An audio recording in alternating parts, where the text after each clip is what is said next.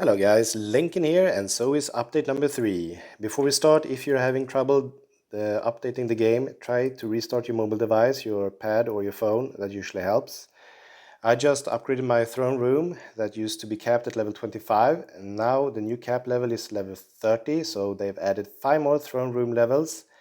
That means the forge will be able to level to 30 as well, so we will be able to have a lot of new items that we can craft with a level requirement up to level 150 now.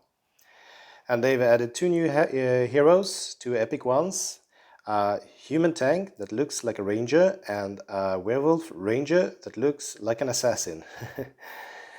A really cool feature that they've added as well is if you look on the left side of the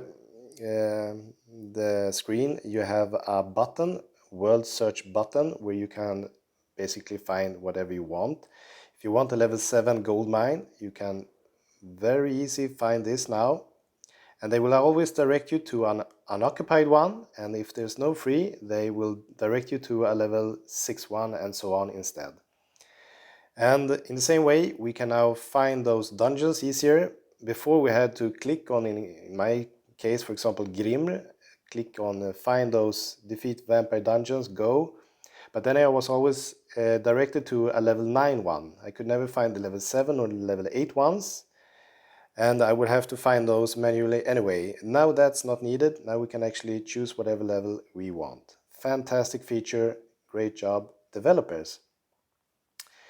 We also can find those enemy camps easier now. It's easier to farm whatever it is we want, and with whatever level we want, we will be directed to that at once. They've added some other cool features when it comes to the daily chest. We will now be getting a catacomb key every day. We will get one more fight in the catacombs. And the catacombs, the graphic and the design is changed there as well. We will have to look at that in another video. But at least we get some new rewards here. They've also mentioned that it will be easier to get some stamina. In some ways we will do, I don't know if it's in form of event or in what form of activity, we will be getting more stamina if we do some stuff. I will have to cover that as well in another video. They've also mentioned that when we are fighting in longer fights, for example, when we try to take over a bridge or taking over a capital, and there's a lot of players fighting at the same fight, they've increased the speed, so the fights will go faster. So that's nice as well.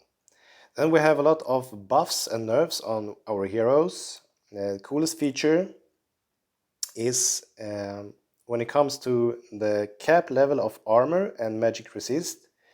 This used to be 70 and it actually says still 70, but I think this is actually a small bug, the text bug, because it should actually be 80 now. The cap level should be level 80, so all of the tanks will benefit a lot of this, making them a lot stronger.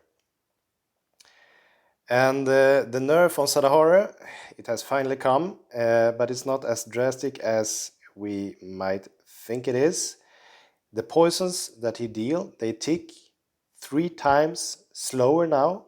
So it used to tick every second, now it takes 3 seconds for one poison to tick. But when it ticks, it does 3 times more damage.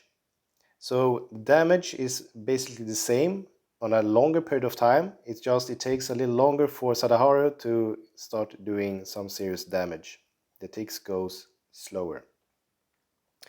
And the same poison ticks will work the same when it comes to Isara. She will do slower poison ticks, but when they hit, they do a lot stronger damage.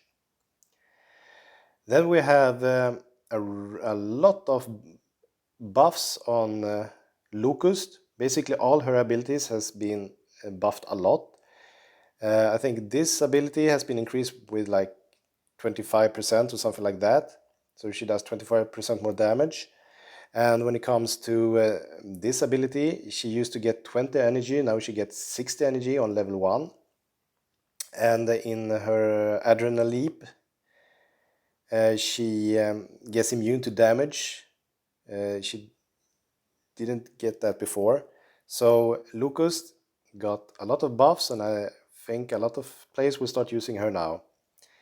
Then a lot of other heroes also got some buffs, and basically it's Fangrim, it's Halbjörn, it's Mantis, Cornelius, and Huyun. All of these guys, they will get a health and attack bonus based on the amount of stars they have. So for each new star, they will get buffed a little extra.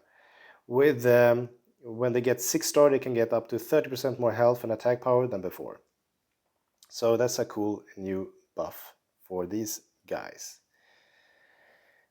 And as I mentioned, when it comes to the guild boss and the corrupted harbingers, the 3 mini bosses that the guild boss has, I will mention this and cover this in another video. Until next time, guys, bye.